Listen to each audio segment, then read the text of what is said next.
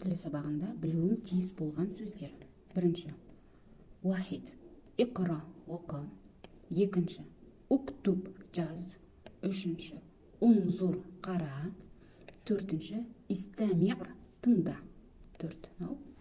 Келесі. Каррир, қайтала. Каррир. Исәл. Бесінші мынау. Алты. Исәл, сұра. Жеті. Әжіп, жауап бер. Сегіз. Тахаддас, сөйле. Айт деген. Акмил, тоғызыншы. Акмил, жалғастыр.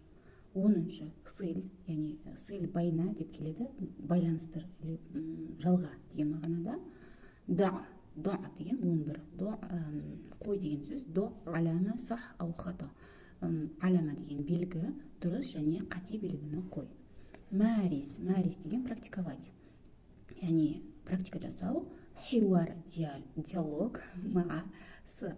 Яғни 12. Марисил хиуара ма. Мел это жолдас, досыңмен, немесе ма Айнур, ма Асхат. Солай. 13. Инсах. Инсахтың екі мағынасы бар. Көшіріп жаз. Инсах или инсах бильяд. Қолмен көшіріп жаз. Немесе тағы да инсахтың бір аудармасы отменять, болдырмау, жою.